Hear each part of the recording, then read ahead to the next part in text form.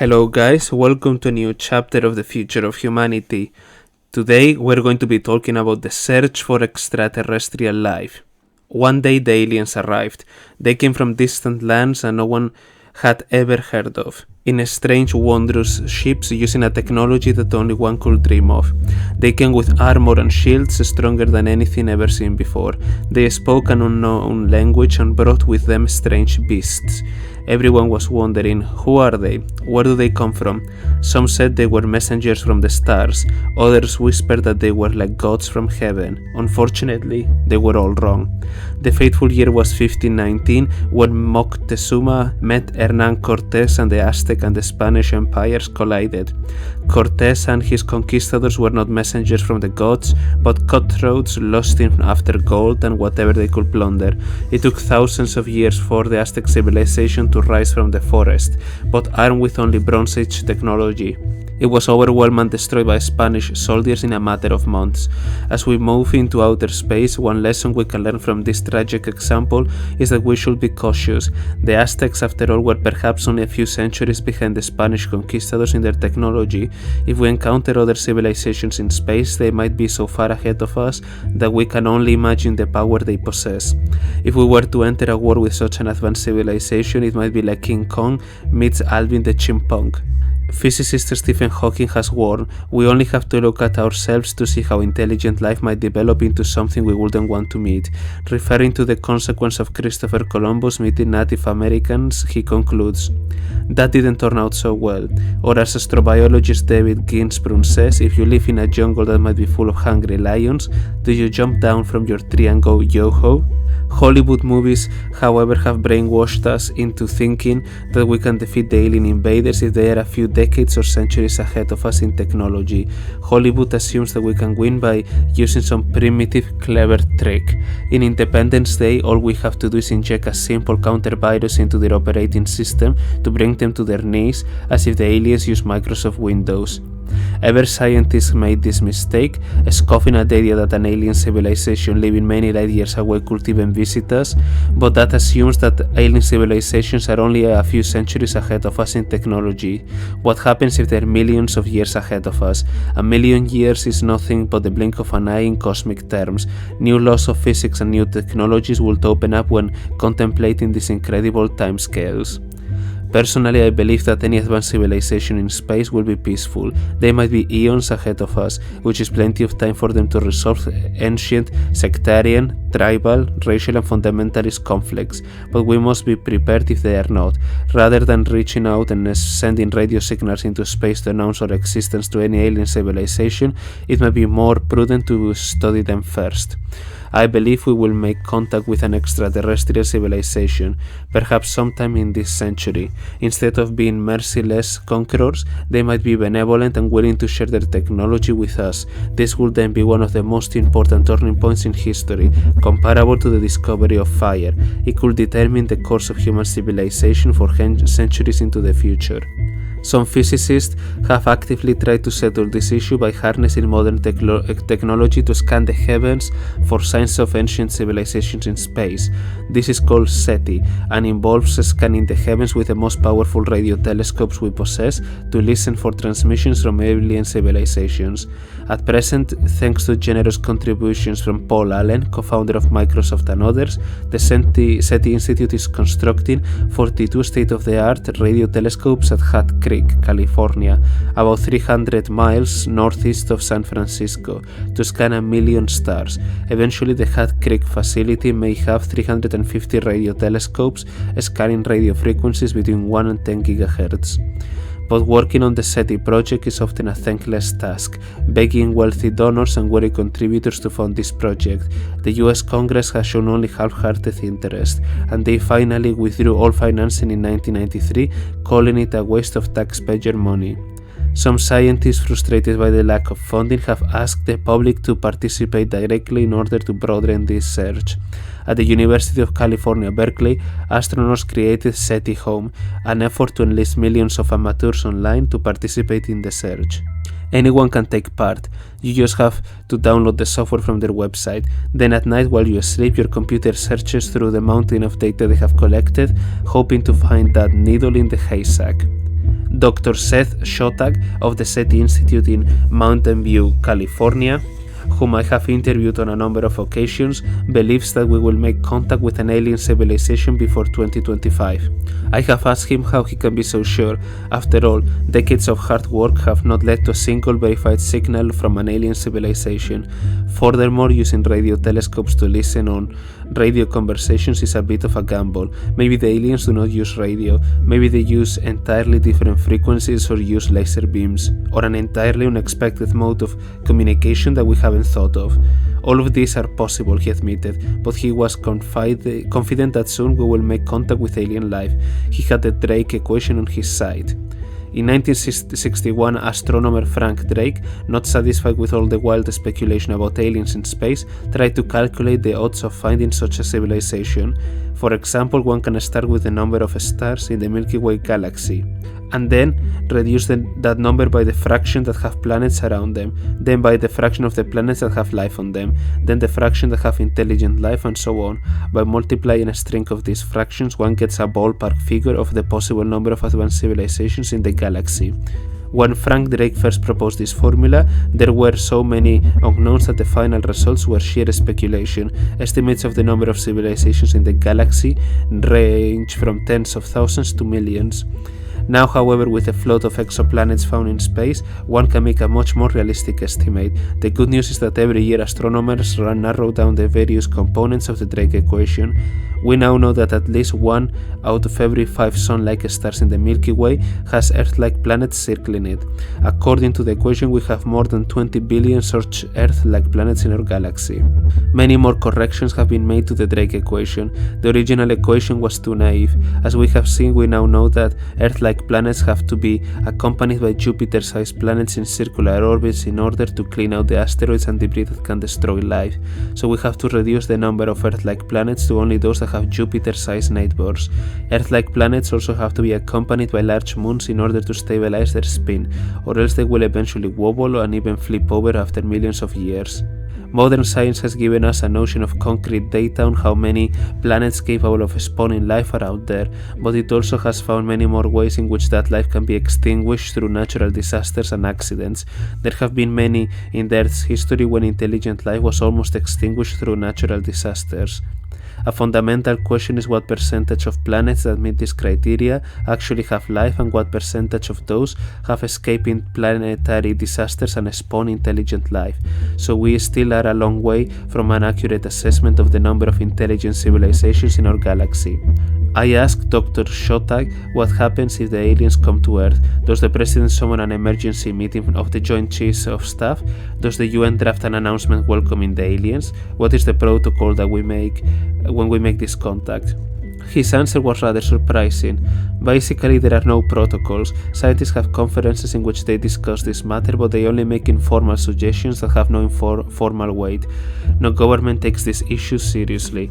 In any event, first contact will likely be a one-way conversation with a detector on Earth picking up a stray message from a distant planet, but this does not mean that we can establish communication with them. Such a signal may come from a star system that is, for example, 50 light years from Earth, so it will take 100 years for a message to be sent to that star and a return message sent back to Earth.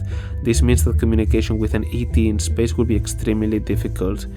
Assuming that one day they can reach the Earth, a more practical question is, how do we talk to them? What kind of language will they speak? In the movie Arrival, the aliens send huge starships that hover ominously over many nations. When Earthlings enter these starships, they are met by aliens who look like gigantic squids. Attempts to interact with them are difficult, since they communicate by scribbling strange characters on a screen, which linguistics struggle to translate. A crisis occurs when the aliens scribble a word that can be read as either tool or weapon. Confused by this ambiguity, the nuclear powers put their weapons on high alert. It seems that an interplanetary war is about to break out, all because of a simple language mistake. What happens if the aliens have a totally different frame of reference of their language? If the aliens descended from a race of intelligent dogs, then their language would reflect smells rather than visual images. If they descended from intelligent birds, their language may be based on complex melodies. If they descended from bats or dolphins, their language may use sonar signs. If they descended from insects, they might signal one another via pheromones. Indeed, when we analyze the brains of these animals, we see how much they differ from our own brain. With a large portion of our brain is devoted to eyesight and language, the brains of other animals are devoted to things like smell and sound. In other words, when we make first contact with an alien civilization, we cannot assume that they think and communicate like us. When watching a science fiction movie, the highlight is often when we finally see the aliens, but in the Star Trek series, all the aliens look just like us and talk like us, all speaking perfect American English. The only thing different about them is that they have different types of noses. More imaginative are the aliens in Star Wars, who look like wild animals or fish, but they always come from planets where they breathe air and have a gravity similar to the Earth. At first, one may say that the aliens can look like anything you want, since we have never made contact with them, but there is certain logic that they are likely to follow. Although we cannot be sure, there is a high probability that life in outer space might begin in the oceans and be composed of carbon-based molecules. Such chemistry is ideally suited to satisfying two vital criteria for life: the ability to store vast amounts of information because of its complex molecular structure, and the ability to self-replicate. A new branch of science has recently been born called exobiology, to study life on distant worlds with ecosystems different from those found on Earth. So far, exobiologists have had difficulty trying to find a path to creating life forms that are not based on the carbon chemistry that gives us rich and diverse molecules.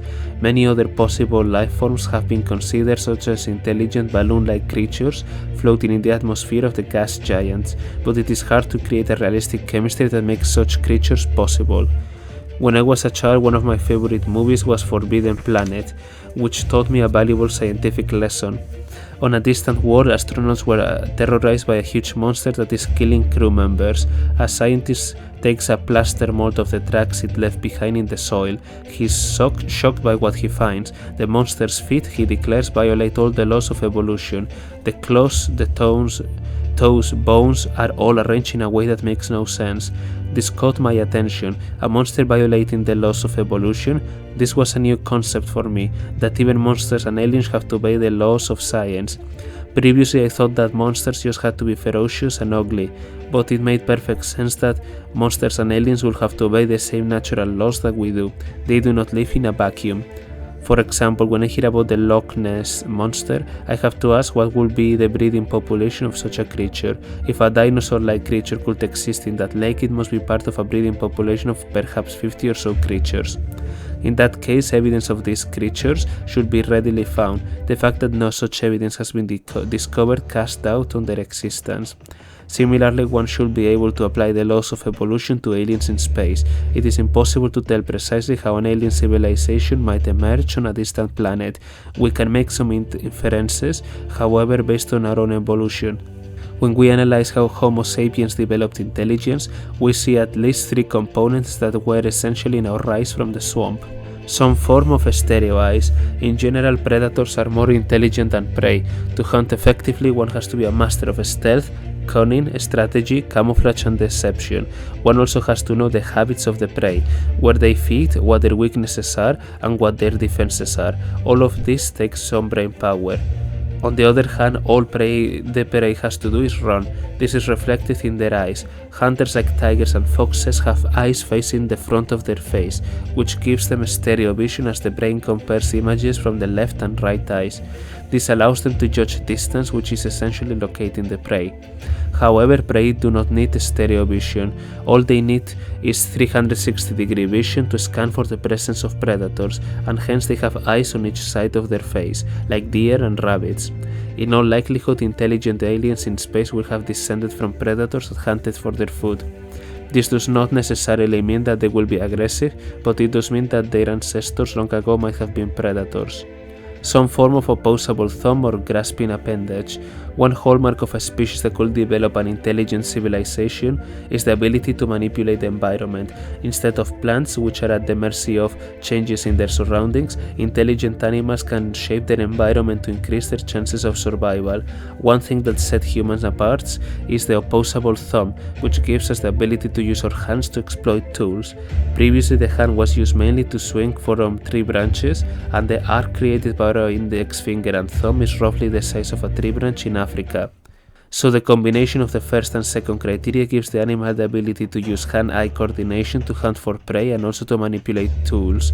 But the third criterion ties all together: language. Among most species, any lesson an individual might learn dies with that animal. In order to hand down and accumulate essential information from generation to generation, some form of language is crucial. The more abstract the language, the more information can be conveyed between generations. Being a hunter helps encourage the evolution of language because pack predators have to communicate and coordinate with one another. Language is primarily useful for pack animals. While a single hunter may be crushed by a mastodon, a group of hunters can ambush, surround, trap, snare, and bring down a mastodon. Furthermore, language is necessarily a social phenomenon that accelerates the development of cooperation amongst individuals. This was an essential ingredient in the rise of human civilization. I had a graphic example of the social aspects of language when I swam in a pool full of playful dolphins for a TV program with the Discovery Channel. Inserted in the pool were sonic sensors that recorded the chirps and whistles that they used to communicate with one another. Although they don't have a written language, they have an audible one, which can be recorded and analyzed. Then, using a computer, one can look for patterns that indicate intelligence. For example, if one randomly analyzes the English language, one finds that the letter E is the most common letter in the alphabet. One can then compile a list of letters and analyze how frequently each one is used, providing a distinctive fingerprint for that language or particular person. Similarly, one can record the communications between the dolphins and find that the repetition of their chips and whistles obeys a mathematical formula. One can then analyze the language of a number of other species, such as dogs and cats, and find a similar telltale sign of intelligence. However, as we start to analyze the sounds of insects, we find less and less evidence of intelligence. The point is that animals do have primitive languages and computers can mathematically calculate their complexity. So if at least 3 attributes are necessary for the development of intelligent life, then we can ask, how many animals on the earth have all 3 of them? We find that many predators with a stereotypic vision have claws, paws, fangs, or tentacles, but lack the ability to grasp tools. Similarly, none have a sophisticated language that allows them to hunt, share information with others, and hand information down to the next generation. We can also compare human evolution and intelligence with those of the dinosaurs. Although our understanding of dinosaur intelligence is extremely limited, it is believed that they dominated the Earth for about 200 million years, yet none of them became intelligent or developed a dinosaur civilization, which took humans only about 200,000 years. But if we analyze the dinosaur kingdoms carefully, we see signs that intelligence might have flourished. For example, the velociraptors immortalized in Jurassic Park probably could have become intelligent with time. They had the stereo eyes of a hunter, they hunted in packs, which meant they probably had some communication system between them to coordinate the hunt, and they had claws for grasping prey, which might have evolved into opposable thumbs. Given this framework, we can analyze that aliens found in Olaf Stapledon's Star Maker. The hero of that story takes an imaginary journey across the universe, encountering scores of fantastic civilizations. We see the panorama of possible intelligence spread across the canvas of the whole Milky Way galaxy. One alien species evolved on a planet with a large gravitational field, hence instead of 4 legs they require 6 legs to walk. Eventually the front 2 legs evolve into hands, freeing them up to use tools. Over time this animal evolved into something resembling a centaur. He meets aliens that are insect-like. Although each insect is not intelligent, the combination of billions of them creates a collective intelligence. A bird-like race flies in gigantic swarms, like a cloud, and also develops a hive mind. He meets intelligent plant-like creatures that during the day are inert like plants but at night can move like animals. He even meets intelligent life forms that are totally outside our experience, such as intelligent stars. Many of these alien creatures live in the oceans. One of the most successful of these aquatic species is a symbiosis of 2 different life forms, resembling a fish and a crab. With the crab riding behind the fish's head, they can travel rapidly like a fish, and the crab can manipulate tools using its claws. This combination gives them a tremendous advantage as they become the dominant species on their planet. Eventually the crab-like creatures venture onto the land, where they invent machines, electrical appliances, and so on. These symbiotic creatures develop starships and encounter less advanced civilizations. Stapleton writes, "Great care was taken by the symbiotic race to keep its existence hidden from the primitives, lest they should lose their independence." In other words, although the fish and the crab separately could not evolve into a higher creature, the combination of the two could.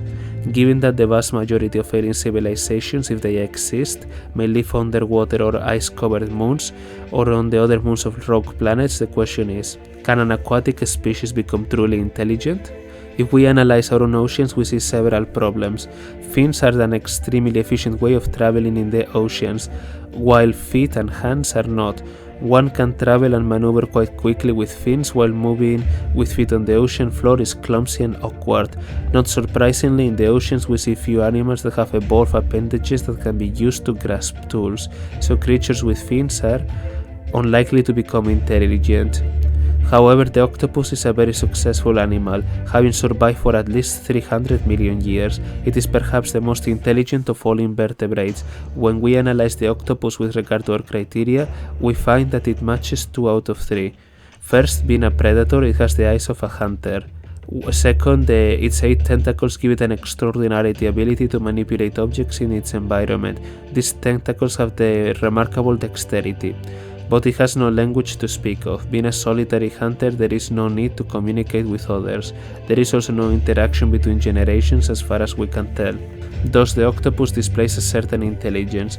They are notorious for being able to escape from aquariums, taking full advantage of their soft bodies to squeeze through tiny cracks. They also can navigate through mazes, showing they possess some form of memory, and they have been known to manipulate tools. One octopus was able to grab coconut shells and create a shelter for itself. So if the octopus has some limited intelligence and versatile tentacles, then why didn't it become intelligent? Ironically, it's probably a testament to its success. Hiding under a rock and grabbing prey with its tentacles is a very successful strategy, so octopi probably had no need to develop intelligence. In other words, there was no evolutionary pressure placed on them to evolve greater intelligence. However, on a distant planet under different conditions, one can imagine that an octopus-like creature could develop a language of chirps and whistles, so it could hunt in packs. Perhaps the beak of the octopus can evolve to produce the rudiments of language. One could even imagine that at some point in the distant future, evolutionary pressures on Earth could force the octopus to develop intelligence. So an intelligent race of octopods is certainly a possibility. Another intelligent creature envisioned by Stapleton was a bird. Scientists have noticed that birds like the octopods have significant intelligence. Unlike the octopus, however, they have a very sophisticated way of communicating with one another through chirps and also through songs and melodies. By recording the songs of certain birds, scientists have noticed that the more sophisticated and melodic the song, the greater the attraction from the opposite sex. In other words, the complexity of a male bird's song allows the female bird to judge its health, its strength, and its suitability as a mate. So there is an evolutionary pressure on them to develop complex melodies and a certain intelligence. Although some birds have the stereo eyes of a hunter and a form of intelligence, they lack the ability to manipulate the environment. Millions of years ago, some of the animals that walk on 4 legs evolved into birds. By analyzing the bones of birds, we see precisely how the bones of the legs slowly evolve into the bones of the wing. There is a 1-to-1 match between 2 sets of bones, but to truly manipulate the environment, one will want animals whose hands are free to grasp tools.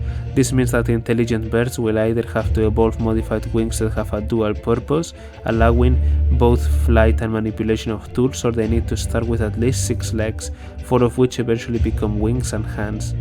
So an intelligent species of bird is possible if they could somehow develop the ability to manipulate tools. These are just some of the examples of what there can be about. It is illustrative to ask, why did we become intelligent? Many primates come close to satisfying all 3 criteria, so why did we develop these abilities rather than chimpanzees and bonobos or gorillas? When we measure Homo sapiens against other animals, we see that we are weak and clumsy by comparison. We might easily be the laughingstock of the animal kingdom. We can't run very fast, we have no talons or claws, we cannot fly, we don't have a keen sense of smell, we have no armor, we aren't very strong. Our skin has no fur and is quite delicate. In every category, we see that there are animals that are vastly superior physically. In fact, most animals we see around us are very successful and hence had no evolutionary pressure to change. Some animals haven't changed for millions of years. Precisely because we are weak and clumsy, we were under enormous pressure to acquire skills the other primates lacked. To compensate for our deficiencies, we had to become intelligent. One theory states that the climate in East Africa began to change several millions of years ago, causing the forest to recede and the grassland to spread. Our ancestors were forest creatures, so many of them died off when the trees began to disappear. Those who did survive were forced to move from the forest into the savanna or the grasslands. They had to wrench their backs and walk upright, allowing them to see above the grass. Walking upright had another great advantage. It freed up our hands so we could manipulate tools. When we encounter intelligent aliens in space, chances are good that they too will be clumsy and weak and will have compensated for these deficiencies by evolving intelligence, and they, like us, will evolve the ability to survive by a new technique, the ability to alter their environment at will. So then how might an intelligent creature develop a modern technological society? As we have discussed, the most common form of life in the galaxy might be aquatic. We have already looked at whether sea creatures can develop the requisite physiology, but there is a cultural and technological component to our story as well. So let us see if an advanced civilization can rise from the bottom of the ocean.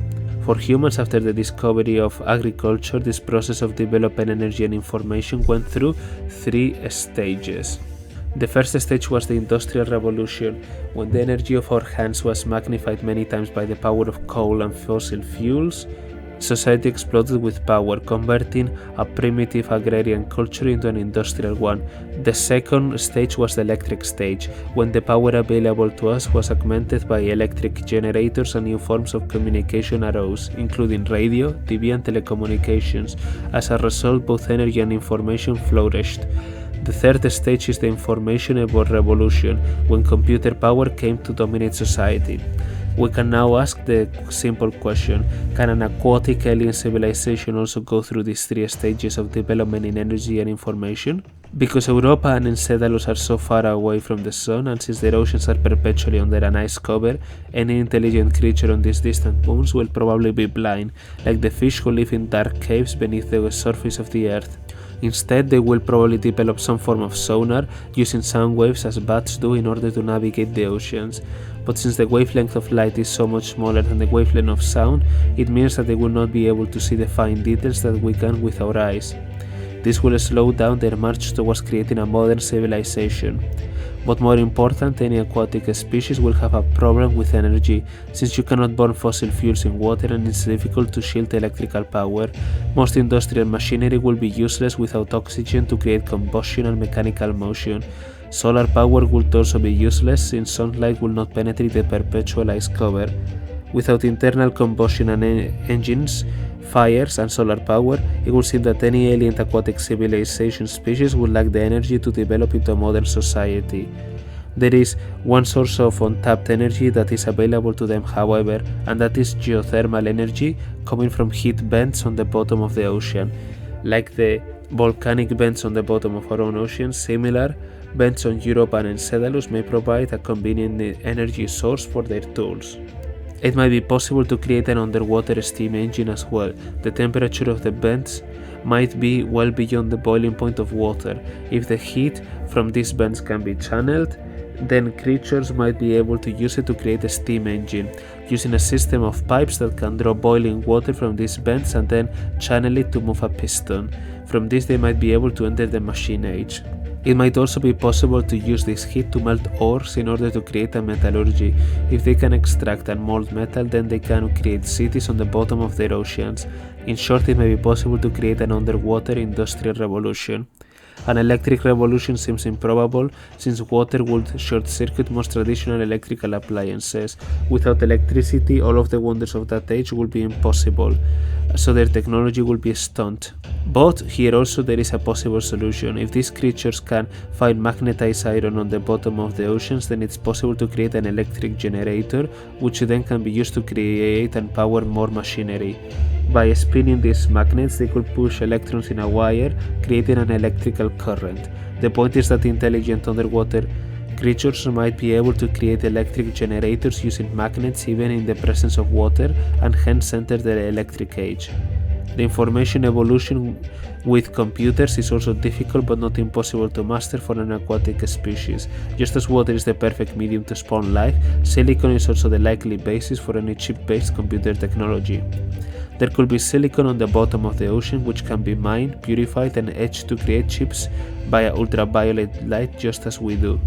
So it will be possible for an aquatic creature to develop intelligence and to create a modern society.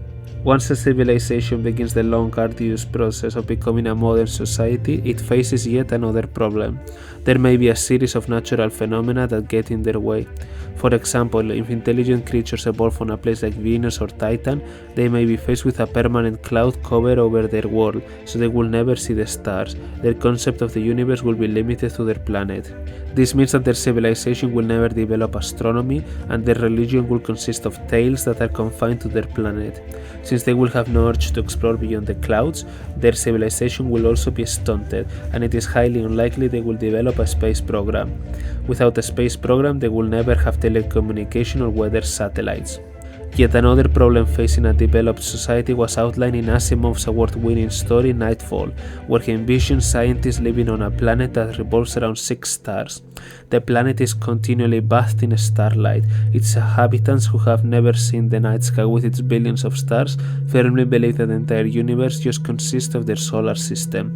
Their entire religion and sense of identity centers around this core belief. But then scientists begin to make a series of disturbing discoveries.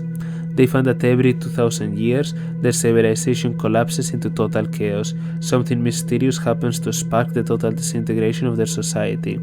The cycle seems to repeat unending into the past. There are legends that people went insane because everything went dark. People lit huge bonfires to light up the sky until entire cities went up in flames. Bizarre religious cults spread, governments collapsed, and normal societies disintegrated.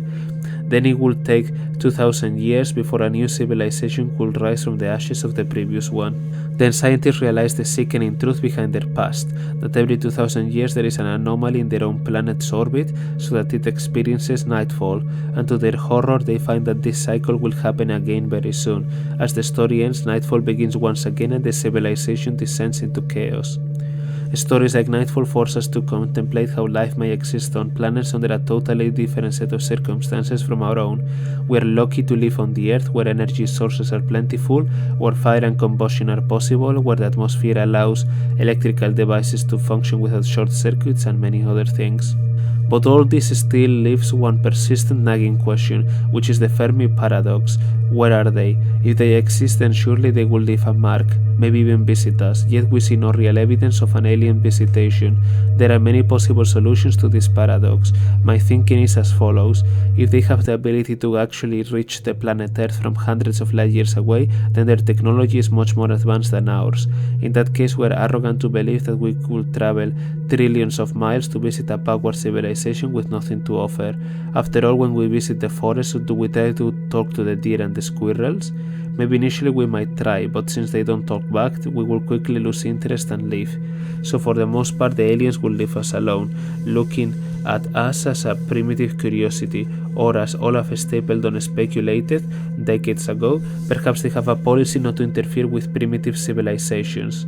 When I asked Dr. Shostak this question, he gave me an entirely different answer. He said that a civilization more advanced than ours will most likely develop artificial intelligence, so they will send robots into space. We shouldn't be surprised, he told me, if the aliens that we finally meet are mechanical rather than biological. In movies like Blade Runner, robots are sent into outer space to do the dirty work, since space exploration is difficult and dangerous. That in turn may explain why we don't pick up the radio emissions. If the aliens follow our own technological path, they will invent robots soon after they invent radio. Once they enter the age of artificial intelligence, they might merge with the robots and have little use for radio anymore. For example, a civilization of robots may be wired up with cables rather than radio or microwave antennas. Such a civilization will be invisible to the radio receivers of the SETI project. Others have speculated that maybe they will want to plunder something from our planet. One possibility is the liquid water from our oceans. Liquid water is indeed a precious commodity in our solar system, found only on the Earth and the moons of the gas giants. But ice is not. There is plenty of ice out there on comets, asteroids, and the moons orbiting the gas giants, so all alien civilization has to do is heat up the ice.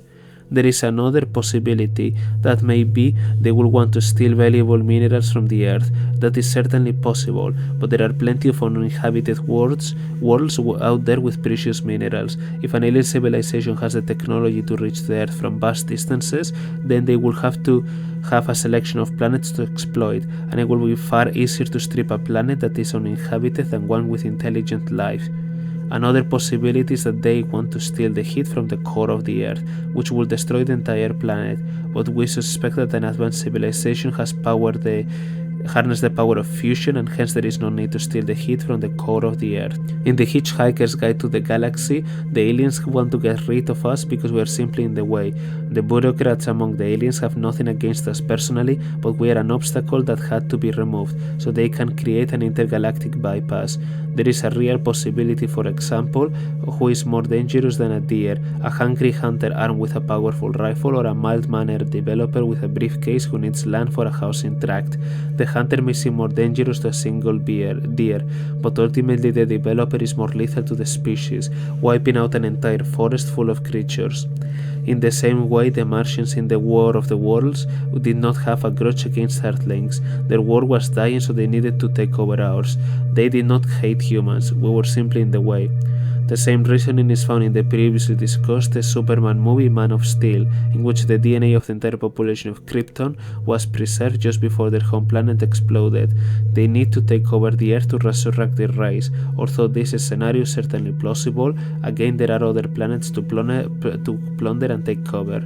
My colleague Paul Davis raises yet another possibility. Maybe their technology is so advanced that they can create virtual reality programs that are far superior to reality, so that they prefer to live perpetually in a fantastic video game. This possibility is not so illogical, because even among humans, a certain fraction of our population will prefer to live in a hazy, drug-fueled state rather than face reality. In our world, this is an unsustainable option, because society will fall apart if everyone was on drugs. But if machines satisfy all our worldly desires, then a parasitic society is possible. But all this speculation still leaves open the question: what will an advanced civilization, perhaps thousands to millions of years more advanced than ours, look like? It is impossible to predict the culture, politics, and society of an advanced civilization, but as I mentioned, there is one thing that even they will have to obey: the laws of physics. So what does physics say about how a super advanced civilization will evolve? And if we do not encounter any advanced civilizations in our sector of the galaxy, then how might we advance into the future? Will we be able to explore the stars and eventually the galaxy?